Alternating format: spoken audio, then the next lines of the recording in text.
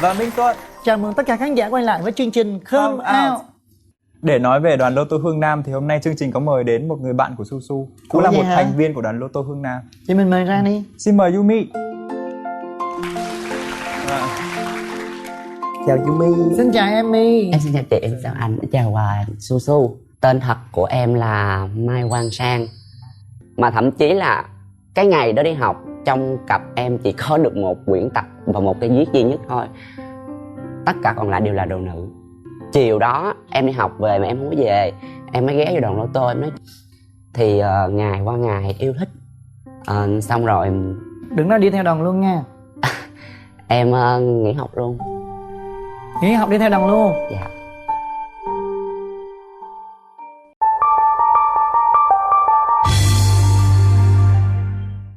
Em trốn nhà em đi luôn hả? Em cũng giả đò đi học bình thường vậy đó. Chiều đó thì em ra đoàn Lô Tô. Khuya khuya mới về, ba mẹ hỏi là ủa sao cái này đi học về trễ vậy? Em cứ nói dốc là em đi học thêm. Xong rồi một ngày nào đó cái đoàn nó mới dọn đi, thì em cũng dọn đi theo luôn. Là em trốn nhà em đi luôn. Em trốn nhà em đi luôn. Thì giáo viên mới về nhà nói là ủa sao con Sang nó không đi học. Lúc đó là mẹ em chưng hửng. Rồi ba mới biết. Lúc đó là ba đánh. Ba đánh em hả? Dạ, tại vì ba rất kỳ vọng vào em. Ba đặt cho em cái tên là Mai Quang Sang, là muốn em sau này học là thành tài, là được làm quan sang trọng, ngồi ở một cái khu làm việc nào đó cao cấp hơn. Chứ không có muốn là em phải cực khổ, tại vì gia đình em không có điều kiện. Xong rồi một ngày nào đó cái tình cờ cái đoàn Lô Tô đó mới dọn về gần nhà em. Thì em trở về nhà với một thân hình là tóc lỡ lỡ, quần áo thì con gái nhưng mà nó không có được tròn trịa như một người con gái. Thì người dân ở đó người ta mới nói ủa sao tôi gặp thằng Sang con bà kìa. Mẹ em không có tin, tại vì mẹ em biết là em đi đoàn Lô Tô nhưng mà không nghĩ là em có can đảm để em về em hát tại nhà. Tối đó mới lên đèn hát. Em cũng là mặc đồ con gái lên hát bình thường. Sáng là em mới về nhà. Cái em nói mẹ con mới về. Cái em thấy mẹ chùi nước mắt.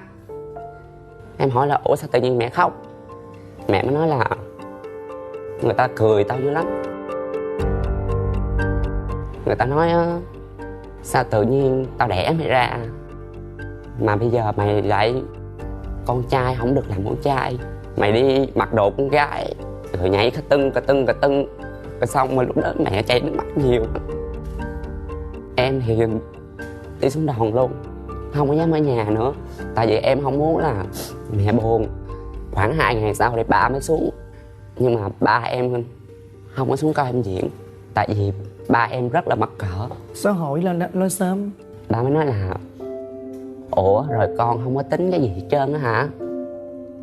Em mới nói là ba ơi, ủa con tính gì. Nhưng mà thật sự là lúc gặp ba là em mặc đồ con trai. Xong rồi ba mới nói sao ba có 2 đứa con, một đứa là con trai, một đứa là con gái, mà bây giờ con lại làm như vậy. Rồi ba ăn nói với bạn bè ba làm sao. Em biết là bà khóc. Em mới nói là ba ơi, ba thương con á, ba chấp nhận con đi, ba đừng có la con nữa. Con hứa với ba con cho dù thân xác hình hài của như thế nào, con sẽ không bao giờ làm ba buồn và không bao giờ làm cái gì trái pháp luật hết. Từ đó về sau là ba không nói gì nữa. Cho đến một ngày ba gặp em ở trên TV. Ba không nghĩ rằng là em được lên cái chương trình đó để rồi ba đi khoe khoang với tất cả mọi người đây là đứa con trai của tôi. Cho đến bây giờ thì em về nhà thì ba cũng vui. Ba hỏi là cỡ này con đi hát được không, có cực khổ gì không con. Thì ba nghĩ là em đã được mọi người công nhận, và ba thấy cái chuyện đó là nó cũng rất là bình thường.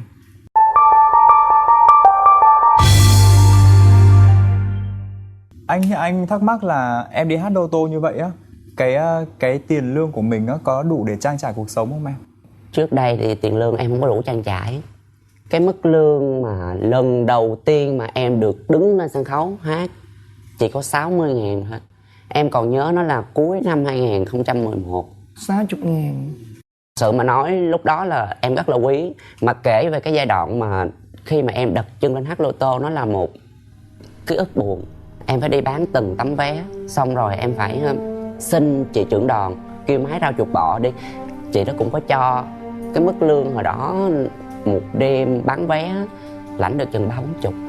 không đủ tiền kem phấn. Mà hồi đó hộp phấn này 60.000, xài là phải xin chị này chị kia, người ta đâu có cho mình xài hoài đâu. Từ từ dành dụm đủ tiền rồi mua phấn, mua son, mua này mua kia, làm từ đoàn này qua đoàn khác. Cũng là một diễn viên bán vé, nhưng mà bán vé hồi đó cực lắm. Khiêng thùng bát, khiêng ngựa, khiêng sắt, xếp bạc. Ăn cơm xong mình phải rửa chén. Còn mấy chị mà hát ở trên sân khấu thì mấy chị tới ngày dọn đồ thì mấy chị dọn, qua bến mới thì mấy chị hát thôi. Thì từ đó em mới suy nghĩ là thôi cực quá, bây giờ mình phải lên hát. Đặng mình không có dọn bến nữa, chứ dọn bến hoài khi đồ nặng thì tay mình có cơ, rồi chân mình nó có cơ, làm sao mình mặc đồ đẹp được. Em mới đi qua đoàn khác, mà tình cờ trong cái ngày đêm đó là đoàn đó thiếu diễn viên hát, thì em mới xin chị đó lên hát. Bây giờ em rất là nhớ chị đó, mà em không biết là em nên thương chị đó hay là em hận chị đó. Tại vì em lên hát, em vừa cầm cái micro với lại em vừa cầm con số, em nhớ trong đầu mình con số chuẩn bị kêu con gì. Thì chị đó mới nói là mày xuống đi, mày làm đứa bán vé, mày đâu biết gì đâu, mày lên mày kêu. Đêm đó thì em lại mất tiền. Bán vé tổng cộng hết là được 1.300.000 mấy chục ngàn đó. Thì mình lãnh được có 130 thôi, mới bỏ tiền túi bù. Em đi qua đoàn khác, em lên em hát thì mức lương nó có 60.000 đó. Từ đoàn này mình tập sự sơ sơ, qua đoàn khác mình hát lên được 80.000. Đó là cái mức lương mà cao nhất em lãnh từ cuối năm 2011 cho đến năm 2012. Cho đến hiện tại bây giờ, cái mức lương em hát lô tô ở dưới quê ở miền Tây, mức lương là 250.000. Còn đi bán vé thì mình được ăn tiền thêm. Có những người diễn viên bán vé lô tô ở dưới miền Tây hiện tại giờ lương rất là cao, 300-400 ngàn, 500-700 ngàn, có khi có đêm cả triệu bình thường. Nhưng những người hát lô tô thì lương lại rất là thấp. Ủa bán vé lương lại cao vậy nữa hả? Dạ. Chia phần trăm. Dạ, có đòn thì 100 ngàn được 10 ngàn, có đòn 100 ngàn được 8 ngàn. Giỏi bán nhiều là có tiền nhiều. Đúng. Dạ, mình bán nhiều thì có tiền nhiều.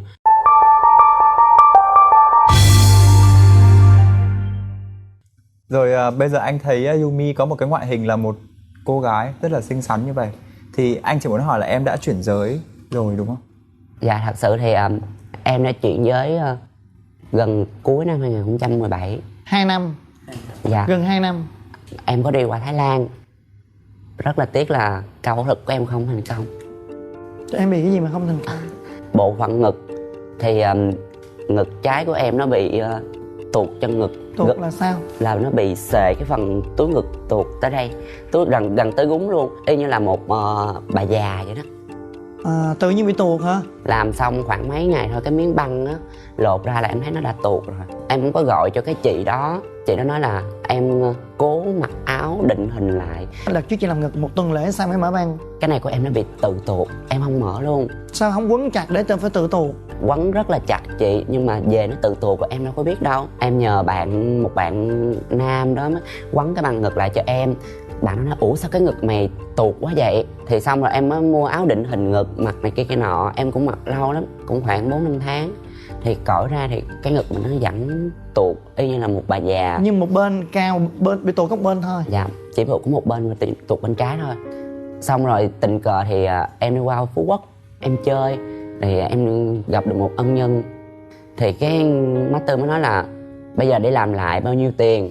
Làm lại cũng khoảng 30 triệu. Thì trong đêm đó ngồi chơi thì tự động master mới móc tiền cho em. Thì em cầm trên tay số tiền thật sự mà em rất là mừng. Trước đây em đi phẫu thuật á là hoàn toàn là tiền của mẹ và tiền em đi vay mượn, em phải trả hàng tháng ra cho người ta. Còn bây giờ tự nhiên trên trời rơi xuống một cái số tiền mấy mà chục triệu. dạ, để em làm ngực lại. Em cảm ơn má Tư rất là nhiều. Em đi làm ngực lại một lần nữa thì ca phẫu thuật ngực tiếp theo của em vẫn không thành công. Tại sao bị gì kỳ vậy? Lần thứ hai cái túi ngực của em nó dính chặt lại với nhau, Là nó không có khe ngực gì luôn. Nó ngày qua ngày mình cứ cái nỗi buồn khi mà mình nhìn vô gương, ủa sao mình. Nhưng mà lần thứ hai cho chị hỏi em làm ở đâu? Lần thứ hai em làm ở thẩm mỹ viện ở Việt Nam. Ở Việt Nam. Dạ. Chỗ đó ok không? Chỗ đó thì nói chung là em cũng chỉ tìm hiểu trên mạng thôi. Mà nếu em làm không được thì người đó phải làm lại cho em chứ. Có kêu em là em ơi em chờ đợi 6 tháng đi, người ta sẽ làm lại cho em. 6 tháng qua rồi em đến bệnh viện đó, người ta hẹn nữa. Mà thậm chí những người mà người ta tư vấn cho em á, người ta tránh mặt luôn. Người ta cứ nói là bác sĩ bận. Sao kỳ vậy trời? Bây giờ hiện tại giờ chị nói em nghe nè, hiện tại giờ em sao làm lại chưa? Ngực em đã làm lại một lần nữa. Là lần thứ 3. Mà ok chưa? Vẫn chưa ok. Rồi em kể xong đi để chị coi chị giúp em được, chị sẽ giúp. Thật sự là em mới làm ngực cách đây khoảng chừng 1 tháng nay thôi. Mà em làm ở đâu mà không được nữa? Em làm ở cũng thẩm mỹ viện ở Việt Nam mình luôn. Em đổi size ngực nhỏ lại luôn, nhưng mà nó vẫn dính chùm, nó không có khe, không có gì hết. Khi mà nằm xuống thì nó chày qua hai bên thì nó cũng giống phụ nữ, nhưng mà đứng lên thì nó không có Nó khe. bị dính vô. Dạ, nó bị dính một phần ở trên đây nè, Giống như có một cái ngực kiểu gì đó mà nó không có cái đường Dài. giống như là nó có một cái ức gà trong người em vậy đó. Nó cao, nó dính đều lại với nhau. Mặc áo vô nó cũng không có, mà cởi áo ra rồi nó cũng không có. Chỉ là nằm xuống thì hai cái túi ngực nó chài ra. Em đi qua cắt chỉ thì bác sĩ bên đó có nói là chị phẫu thuật cho em, nếu mà không đẹp chị sẽ bồi thường cho em yên tâm. Thì chị đó có hứa là khoảng 3 tháng thì sẽ lên phẫu thuật lại. Nhưng mà em rất là sợ lên màng mổ. Tại vì lên rồi phải chụp thuốc mê, rồi mổ đau đớn này kia nọ, em sợ lắm. Cái lúc mà vừa mổ xong, em vô gương em nhìn, ủa sao mình làm rồi mà nó vẫn vậy. Thì em nằm ở đó 2-3 ngày, em về em mới gọi hỏi cho chị đó. Em nói là chị ơi, thôi giờ chị tháo túi ngực em ra đi, chị đừng có để gì nữa, ngực em nó xấu rồi. Em đi qua em làm lại bên chị, mà bây giờ nó y như ban đầu. Đổi lại em là chị nghĩ thế nào? Thì chị đó mới nói là em ơi, thông cảm với chị đi, bác sĩ làm chị dặn kỹ rồi, nhưng mà bây giờ vậy em yên tâm đi, chị hứa là chị sẽ làm lại cho em. Thì hôm đó em qua các chị là chị đó có hứa là 3 tháng nữa sẽ mổ lại cho em. Nhưng mà thật sự bây giờ em không muốn làm nữa. Em rất là sợ cảm giác lên ca phẫu thuật nữa. Đã 3 lần rồi. Mà cái số tiền á, thứ nhất là mẹ em phải đi vay mượn và em phải đi vay mượn. Thứ hai thì em được ân nhân, em được má Tư thương em cho tiền em. Còn lần thứ ba này em cũng được bạn bè giúp đỡ, nhưng mà em chỉ trả người ta được 50% thôi. Hàng tháng này em phải còn trả góp cho người ta, mỗi một tháng là 2 triệu nữa. Rồi lên đây chi phí tiền nhà, tiền quần áo, tiền gửi về gia đình, tiền để trả tiền ngực thì cũng không còn dư được mấy. Anh nghĩ là em phải có một cái đường hướng nào đấy chứ hả em? Nếu như bây giờ chị nói em nghe, em cứ suy nghĩ kỹ đi. Chị quen bên thẩm mỹ viện rất là nhiều, và chị có thể giúp em để người ta làm cho em, không có tốn tiền. Nếu có tốn tiền thì chi phí đó chị sẽ cho em trả thẳng với người ta. Em cứ suy nghĩ em có cảm thấy là an toàn để cho cái người đó làm lại được hay là không. Nếu như em cảm thấy người ta làm lại cho em mà em tự tin để làm mà đẹp, thì đúng 2 tháng nữa là 3 tháng em quay lại chỗ đó. Còn nếu trong vòng 2 tháng nữa, tại dầu gì nữa phải 3 tháng người ta mới làm lại được, mà em cảm thấy bên bệnh không có an toàn, thì chị dẫn em đi qua bên chỗ của chị giúp cho em làm. Dạ em cảm ơn chị. Anh nghĩ là chị Khánh Chi sẽ có một cái đường hướng nào đấy rất là ổn định cho em thôi, nên em đừng lo lắng quá nhiều nhé. Chị sẽ giúp cho em nha cái phần còn lại. Anh chỉ muốn hỏi là để có được cái ngoại hình rất là nữ tính như bây giờ, thì ngoài việc nâng cấp cái vòng một của mình lên thì em còn chỉnh sửa gì nữa không để trở thành một ngoại hình rất là con gái như vậy? Thật sự mà để được có cái ngoại hình ngày hôm nay thì em cũng phải va chạm cũng nhiều. Hồi lúc em đi lô tô á thì ngoại hình em là một người con trai, mà hai cái mặt em nó hót vô y như là một con khỉ vậy đó. Em hơi móm mà nó hót móm lắm. Mấy chị đi trước mới số là em đi bơm silicon đúng không? Dạ, mà hồi đó mà bán vé mà làm gì có tiền nhiều mà bơm mình cũng ham lắm. Với lại mà mình muốn gọi cho chị đó xuống bơm cho mình thì là một chuyện rất là khó khăn. Có dịp là cái chị đó mới xuống tiêm cho những người ở trong đoàn thì còn dư thuốc một miếng. Cái em nói là thôi chị ơi, chị bơm cái mặt cho em đi. Cái chị đó mới nhìn mặt em, tính bơm nhiều quá, nói chị em đâu biết bơm nhiều đâu. Chị đó nói là thôi nằm xuống đi tao bơm cho. Cái trong người em chỉ có 100.000 à. Cái chị đó nói là thôi giờ chị lấy 150, đi mượn ai 50 đi. Nó nói chị ơi em không có tiền, thôi chị thương em chị bơm đi, cho em thiếu 50 đi, được sao xuống em trả. Xong rồi mới bơm vô là cái mặt em bên bự bên nhỏ. Tại em biết tại sao? Tại em thiếu 50.000 đó. Xong rồi dần rồi chị đã xuống đợt sau thì em mới tiêm thêm lần nữa. Cho đến bây giờ em tiêm silicone cũng khoảng được 6 năm. Có một số chị đi trước hỏi là, hoặc là người thân của mình hỏi á, tiêm silicone vậy không sợ ung thư hả?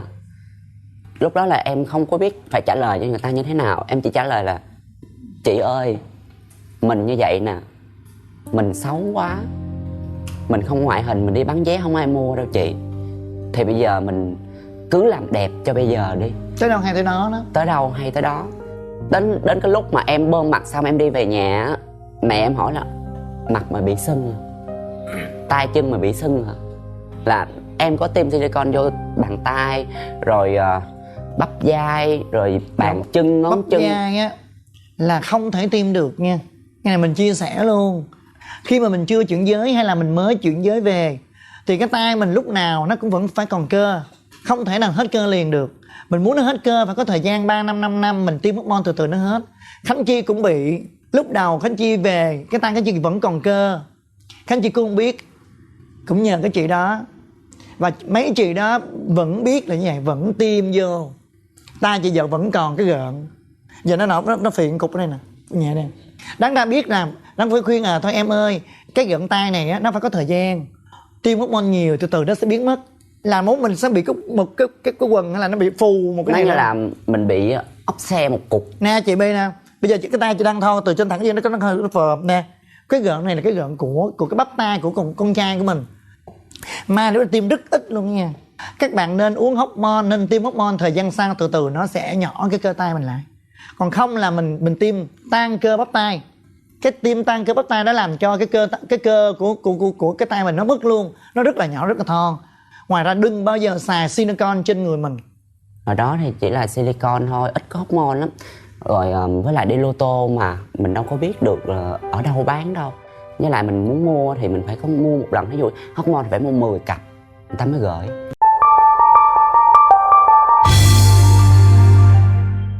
Vậy Su Su ơi, anh thắc mắc là em có bao giờ có ý định Làm con gái không? làm thành con gái luôn không? Chuyển giới ha? Đúng rồi. Thật ra là không đâu, em để về cho nó vui. Không, nhưng mà em có suy nghĩ không? Dạ không, em thích làm gái nhưng mà em không có thích chuyển giới. Thích dạ, dạ gái gái thôi. thôi. Dạ, đúng rồi, em thích hóa thân thế này thế kia. Lý do cho tại nó sao em không vui. thích chuyện giới? Em sợ. Em sợ thôi đúng không? Chứ không phải em không thích. Thích thì nói thiệt gì, thí dụ bây giờ em nhìn nhiều người chuyển giới mà đẹp, thí dụ như chị, thật sự em cũng thích. Nhiều khi em suy nghĩ ôi trời ơi, tôi làm gái chắc cũng đẹp vậy á. Thấy cũng muốn làm. cũng sao xuyến, cũng nôn nao tới ngày mình đi làm chứ. Nhưng mà nghĩ tới những chuyện đau nghĩ đớn tới này là là đau sợ. đớn, với lại công việc của mình là diễn viên thì em thích là làm diễn viên thì nó sẽ hóa thân được, vừa nam vừa nữ thế này thế kia. Rồi cho chị hỏi nha, nếu như em gặp một người con trai, em sống với người đó 2-3 năm trời, yêu nhau thật lòng và anh biết được cái tính tình anh ấy rất là thương em, mà anh ấy yêu cầu em phải làm con gái mới sống với nhau lâu dài, thì em có quyết định làm con gái không? Không, em sẽ bỏ Sao mà anh. kỳ vậy? Em sẽ bỏ anh ấy vì anh ấy là một con người không có hiểu em. Sao không hiểu người ta con trai mà bà gì vẫn còn vậy, sao người ta em ở với bà Thì được? anh phải tập hấp thụ em chứ. Không có tập được, cái đó là mình đang làm khó người khác. Người ta là con trai gặt thì người ta phải sống với Dạ. một người con gái, Chị ơi. phải có một phần sinh dục. Em xin lỗi nhưng mà nếu như cái anh bạn đó bắt Su chuyển giới thì cũng làm khó Su vậy. Sao làm khó được? Tại vì cái việc Su phải đi chuyển giới nghĩa là Su phải chịu đau đớn, Nhưng mà tốn cái đó người kém ta và không, tổn người thọ ta rất chấp là nhận được nhiều. một thời gian ngắn, không thể là người ta chấp nhận một thời gian dài. Nếu mà anh mà nói ra câu đó thì em nghĩ là em với anh hết duyên hết nợ rồi. Giờ bà sống một mình luôn nha. Dạ, không có đâu. Bà yêu công đi. Em nghĩ em sẽ Dạ cô không. đơn tới già. Không, em yêu công đi. Chứ yêu trai Em hẳn. nghĩ Su sẽ có một người yêu Su vì cái tính cách và thậm chí vì cái ngoại hình của Su nữa. Tại Nhưng vì con trai gặt bây giờ không, người ta Em yêu biết nếu vậy rồi. yêu nhưng mà dài Su lắm sẽ mà. không cần phải yêu một người con trai thẳng. Đúng, anh nói đúng, tại vì Em yêu công đi. em nghĩ anh sẽ yêu em đúng không? Em nghĩ anh sẽ yêu em đúng không? Tại vì anh nói rất là đúng luôn á. Đúng rồi. Mà theo em nghĩ là Su chắc cũng không làm gái được đâu chị. Sao vậy? Nhìn kỹ là hai cái lỗ tai chưa có xỏ nữa nè. Vậy là không thể nào có duyên nghiệp với làm gái rồi. Em sợ đau cho nên mà em không sợ lỗ tai. Người ta chỉ khuyên em giữ lại y cũ à. Dạ, y Em cũ. cái lỗ tai em còn không dám làm. Thì Em em sợ dám đau. làm cái gì? Thế bây giờ anh muốn hỏi về mong ước của Su và của Yumi cho tương lai của cả hai người. Nhưng mày nói đi. Mong muốn một ngày nào đó thì lô tô mình sẽ một ngày phát triển nhiều hơn. Về Su Su. Còn Su Su thì Về sao? tương lai của em thì em sẽ không đặt cái tương lai của mình lên hàng đầu, bởi vì bây giờ gánh hát Lô Tô Phương Nam do em thành lập và trong đó cũng có hơn 20 thành viên, như là mình đang chèo chống một cái trọng trách rất là lớn, đó là làm cho Lô Tô nó trở nên nghệ thuật hơn để mọi người có thể thích hơn nữa, và cái quan trọng hơn nữa đó chính là cuộc sống của các thành viên của gánh hát Lô Tô Phương Nam. Và hai người có thể hát vài câu Lô Tô tặng cho chị và Tuân được không? Dạ được, tất nhiên là được. Hát rồi đi. mời Yumi hát. Số gì ra Số gì đây cờ ra con mấy cờ ra. Lô tô lô tô lô tô lô tô, trò chơi giải trí thật là lý trí. Hồi hộp cái biết bao, may mắn làm sao mình vô được nhiều số, nhưng còn một số nó không có chịu vô. Thử hỏi tại sao, ai biết tại sao? Tại vì phần số mình chưa có duyên. Số 10 nguyên con số 10 rồi cờ ra con mấy cờ ra. Mấy cờ ra kể từ lúc công nương theo chồng rời gác xuống hoàng cung, mama thầm lo trăm mối tơ do, nên suốt đêm ta theo rình mò. Kể từ lúc cung son lên đèn thầm bước theo hào trình, mới hay thì ra con bạch diễm xương. Hai đứa trong đêm khuya 34 Dạ Rất là rồi. dễ thương và rất là duyên dáng. Trước khi để chào tạm biệt và chia tay với hai em thì Khánh Chi và Tuân chúc cho hai em sẽ gặp được nhiều may mắn và thực hiện ước mơ trong cuộc sống của mình. Dạ em cũng xin phép được thay mặt cho Yumi và toàn thể anh chị em của Gánh Hát Lô Thương Nam xin được cảm ơn chị Chi và cảm ơn anh Tuân, cũng như cảm ơn chương trình Come Out đã tạo nên một cái chương trình thật sự rất ý nghĩa đối với cộng đồng của chúng ta. Xin cảm ơn chị, cảm ơn anh, cảm ơn chương trình rất nhiều, cảm ơn mọi người. Cảm ơn Su và Yumi đã đến đây và chia sẻ trong ngày hôm nay. Cảm ơn quý khán giả đã theo dõi chương trình. Và xin mời quý vị hãy đón xem chương trình Come Out Bước Ra Ánh Sáng được phát sóng vào lúc 8 giờ sáng thứ hai hàng tuần trên kênh YouTube của MCV Media và cổng thông tin Mnet Buds. Và đừng quên nhấn like trang fanpage Come Out Bước Ra Ánh Sáng để có thể inbox cho chương trình nhé. Bây giờ thì xin chào và hẹn gặp lại.